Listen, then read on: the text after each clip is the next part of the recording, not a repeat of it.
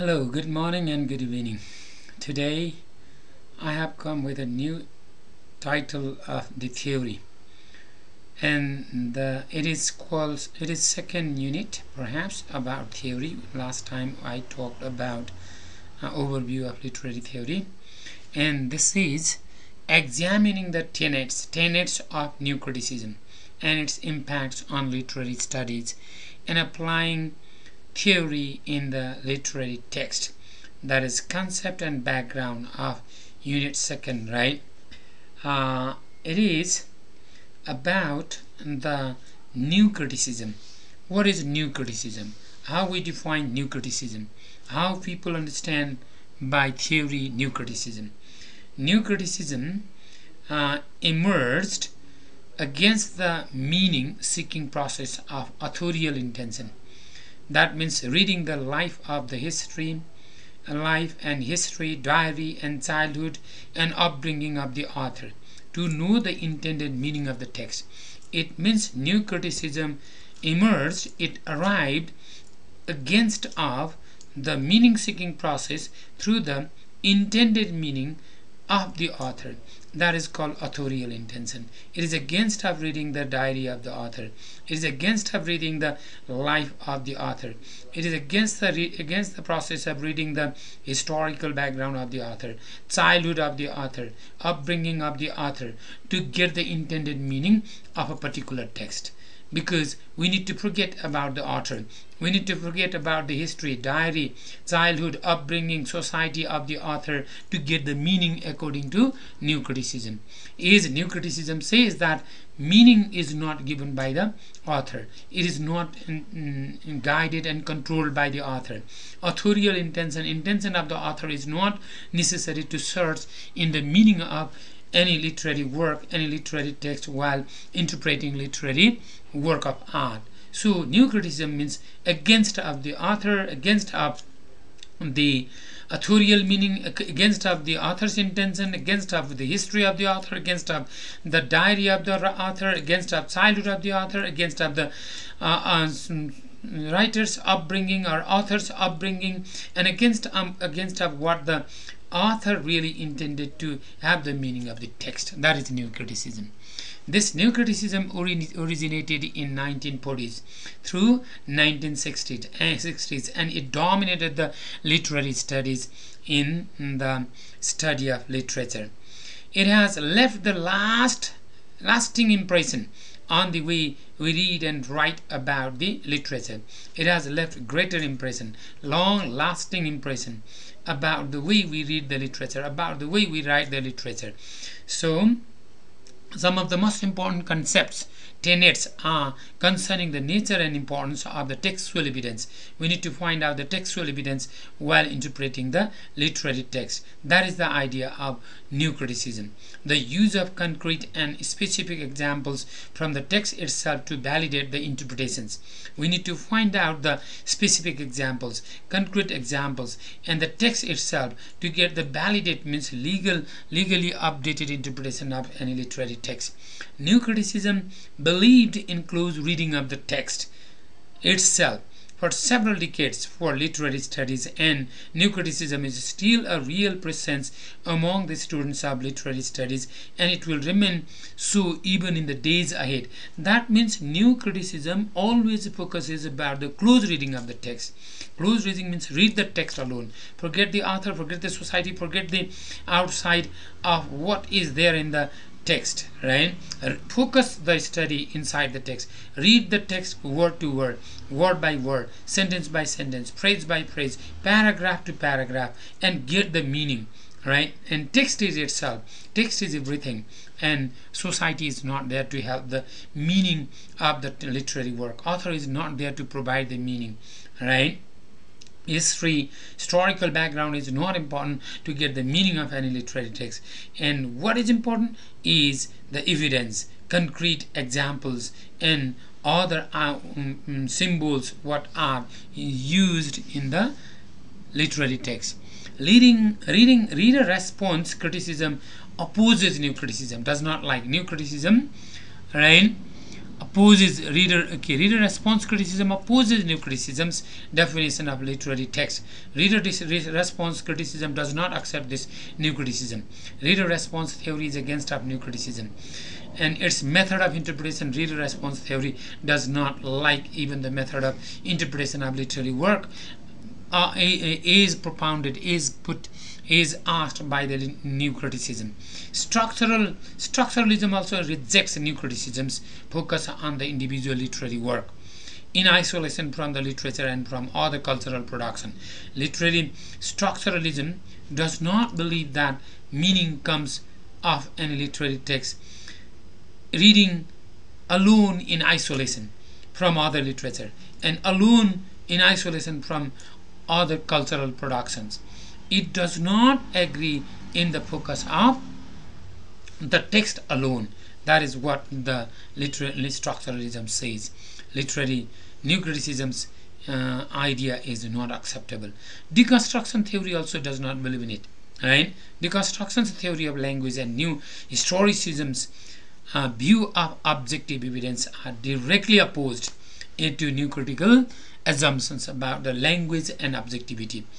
Okay, this historians are also against new criticism. Deconstruction, theory of deconstruction is also against the idea of reading and interpreting the literary work on the basis of new criticism. In the 19th century and early decades of the 20th century, the biographical historical criticism dominated the literary studies. Yes, biographical and historical criticism became dominant. That dominated the literary criticism in the 19th century and early 20th century. That means meaning was derived from the biography of the author. The meaning was searched from the intended intention of the author, right? In the 19th and early 20th centuries, right? It was common practice to interpret a literary text by studying the author's life and time to determine author's intention or the meaning that author intended to the text to have. Especially, it was very common practice to read the literary text through the author's authorial intention. Means reading the history of the author, reading the biography of the author, reading the society of the author, diary of the author, upbringing of the author, childhood of the author. That was the source of very good practice of getting the meaning, getting interpretation or intended meaning of the author in the earlier time. But new criticism does not accept it. New criticism is against of such principle and such ideas. It was to examine the text biographical historical context instead of examining the text. In new criticism, before new criticism arrived, it was very good practice to examine the author's or text biographical historical context instead of examining the text itself. It was to expect to hear a description of the poet's personal and intellectual life. Generally, what the poet wanted to do, what were the qualification of the poet, what was the intention description of the poet, what he wanted to express in his or her writing. That was very important. His family, reading about his friends, reading enemies, reading about his lovers, habits, education, beliefs, experiences, everything were very, and these things were very important to draw the meaning of the text before new criticism arrived. So habit of the author was important to get the meaning. Education of the author was important. Beliefs of the author was important. Experience of the author was important. Lovers of the authors were important. Enemies of the authors, friends of the author, family members were very significant to get the meaning of the intended author's intended text, intended meaning of the author in the text, right? It was the practice before new criticism arrived. But when new criticism arrived, all these factors became unimportant. Family did not become important. Friends did not become important. Enemies did not become important. Lovers did not become important. Habits of the author did not become important. Educational background of the author did not become important. Beliefs and experiences of the author did not become important when new criticism arrived.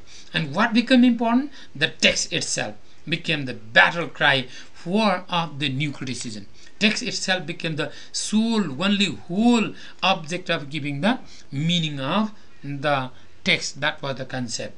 the life and the times of the author and the spirit of the age in which authors lived are also the interest to the literary historian. These are only the intended ideas: the times of the author, life of the author, spirit of the age of the author, family backgrounds of the author, enemies, lovers, friends, family members, habits, educations, beliefs, experiences of the author. These things became very important only to the literary historians, but not for the interpreters. But we cannot tell upon the dead authors like Shakespeare, Milton, or Alexander Pope to ask the meaning what they intended to convey to the readers. That's why reading the text through the authorial intention was not important, right? Because we cannot telephone, we cannot call the dead authors like Shakespeare, like John Milton, like Alexander Pope, and we cannot ask what they really intended to say, what they really wanted to give the meaning to the readers, and what they wanted to convey, intended to convey in their literary text. That is impossible to ask. So reading the literary text, interpretation of literary text through the authorial intention was not emphasized. That did not become important when new criticism arrived, right? With the birth of new criticism, all those things went aside. Sometimes a literary text does not live up to the author's intention. That means sometimes even the author does not know what he or she has given in the literary text. The meaning gives beyond the author's intention. Sometimes the meaning of the text can be more meaningful than the author intended, richer than the author intended, more complex than the author realized or wanted to give. That's why literary text depends giving the meaning itself more meaningful, more powerful, richer and complex than the author intended, right? Authors just wanted to say. So the meaning of the text is different from the meaning that the author wanted to have or wanted it to have. Meaning of the text is quite different. Meaning of the book is quite different. Knowing an author's intention tells nothing about the text itself, right? Knowing about the author's intention, that tells nothing. Knowing of the author's ideas, beliefs, experiences, habit, education, all those things tell nothing about the text itself. And the new criticism coined the term intentional fallacy, that to show the error that the author's intention is the same as the text meaning, right? So the new criticism coined the term: if we sort the meaning through the intention of the author, through the belief of the author, and if we believe that the meaning of the literary text and the meaning that the author wanted to give or their intentions was to give in the text is wrong, that is a fallacy, and that is why it is called intentional fallacy. If we sort the meaning through the intention of the author, through the mind of the author, that is intentional fallacy, that is intentional mistake, that is intentionally wrong interpretation of the literary text, right? Because author's intention and the intention of the text is different, right? That cannot be the same intention of the author reflected in the literary text. That is why it is called intentional fallacy. Now we cannot look to the author's intention to find the meaning of a literary text. Neither we can look to the reader's personal response to it. We do not try to find out the reader's personal experience, personal responses. We do not try to get the author's intention to find the meaning of any literary text, right? A reader may or may not respond to what is actually provided by the text itself. Yes, readers may respond or may not respond what the text actually has provided, right? Readers' feelings or opinions about a text may be produced by some personal associations from past experience rather than by the text. Sometimes text does not become important for the readers. Why? Because the readers can be giving their interpretation, giving their meaning through the experiences that they had in their life, personal responses, personal association, personal feelings that they just had in their past life, and they may associate that feelings, that idea with the text, with the meaning of the text. And if the readers give the meaning of any literary text on the basis of their experience, on the basis of their personal feelings, on the basis of their association of personal past experiences of life in relation to the text. That is called affective fallacy, because readers are affected by the text, and through that affection they give the meaning. That is called affective fallacy, right? Affective fallacy. So there are two types of fallacies. If we go on getting the word, getting the meaning of the text from the intention of the author, from the mind of the author, from the just what the authors wanted to say, that is called intentional fallacy. And if we give the meaning of any literary text through the experiences, realization, personal responses, personal experiences of the readers, and that is called affective fallacy, right? Such conclusion would be an example of what new critics call the affective fallacy, right? The intentional fallacy confuses the text with its origin, and affective fallacy confuses the text with its affects, with the emotion it produces. That means intentional fallacy means how the meaning originated from the intention of the author. That is the meaning. Affective fallacy means how we are affected through the emotion that the text produces. So these are the two different ideas. Affective fallacy leads to impressionistic responses. What my impression comes there, another's impression would be different. So that is called affective fallacy, affective error of the interpretation of literary text. But the new critics does not focus both of such analysis. New critics does not focus intentional fallacy and affective fallacy. New criticism is against the experiences, personal responses of the readers, and then experiences of the readers that comes through the production of the emotions from the text, right? That is also refused by the new criticism. And the intention of the author, meaning controlled by the author, is also not emphasized. That is also rejected by the new criticism. So these both two types of feelings of fallacies are against our new criticism. Now, new critics focuses on the close reading of the text. That's why I told you read phrase to phrase, word to word, paragraph to paragraph, and then sentence to sentence. All the evidence provided by the language of the text itself. Let's sort the evidences provided by the language.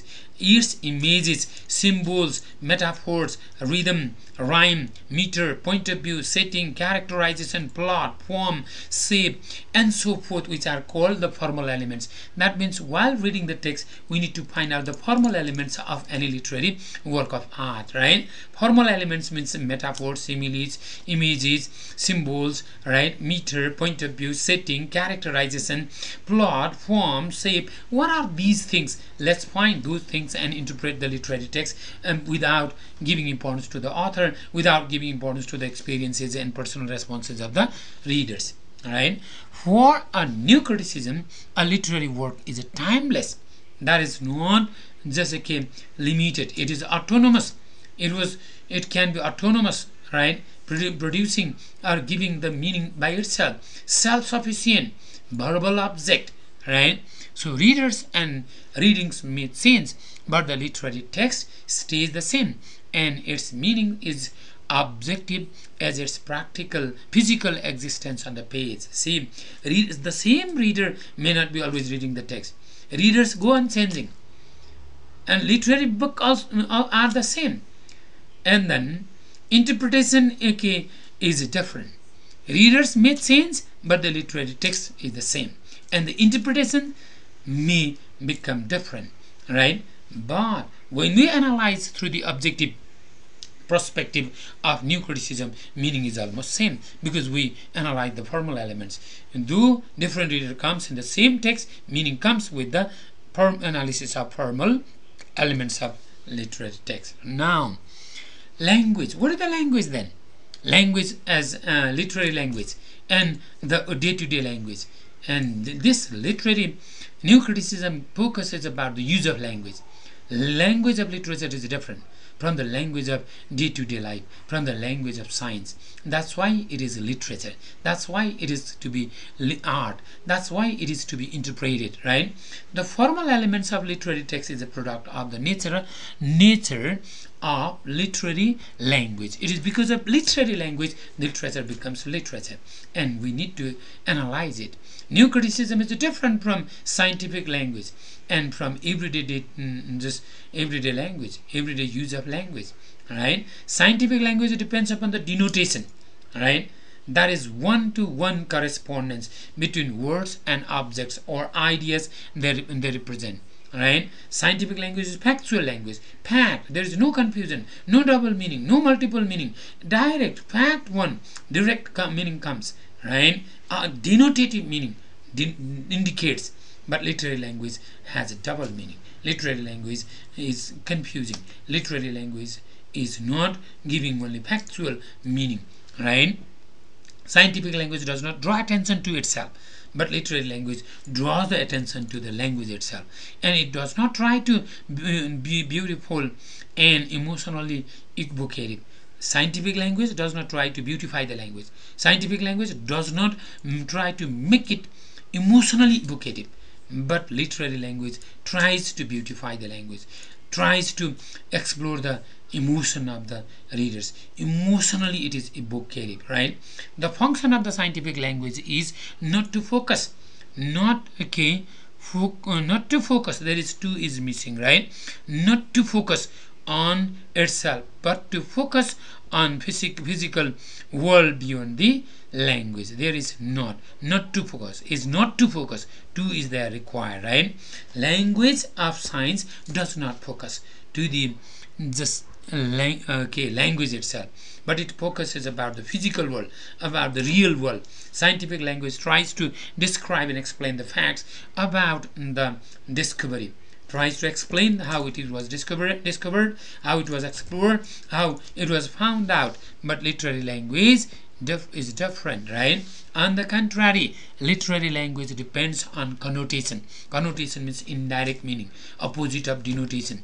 Association, there is suggestion, evocation of meaning, and sets of meaning. There are different types of evocation, connotation, association, suggestion, right, of the literary language. So, for example, the word father denotes only male parent in scientific language, but in literary language it connotes authority. Father means authority, father means protection, father means responsibility, father means obligation of giving peace and prosperity to the other family members. Father means security, father means handling everything else. That is father in literary language. But in connotative language, but in denotative language, father means only male parent, right? Literary language is expressive and it communicates. Tone is there, feelings are there, emotions are there, passions are there, attitudes are there, different emotions, feelings, passions, tones. That is literary quality of literary language. In the same way, everyday language is connotative and everyday language is connotative and expressive, but sometimes everyday language also becomes connotative and expressive, but it is not systematically practical and everyday language only for day-to-day practical communication. Everyday language is, there is a mist, everyday language is only for day-to-day practical communication. It is not for beautifying the language, it is not for emotional language, it is not for giving multiple ideas. Just it should be clear. Everyday language should be very much clear without confusion, and scientific language should be clear enough to understand the fact, but literary language is multiple, with multiple meaning. Everyday language wants to get things done, but literary language organizes linguistic responses into a spatial arrangement, a complex unity, to create an aesthetic experience. Literary language creates aesthetic experience. It creates it gives a kind of spatial arrangement of the beauty, right? Unity is there and creativity is there, right? To the form of literary language is inseparable from its content and its meaning. Literary language cannot be separated. It is always like flesh and blood. If we isolate literary language, there is collapse of meaning, there is collapse of interpretive ideas. No meaning comes with the isolation of the separation of the language, words, phrases. There is organic whole, right?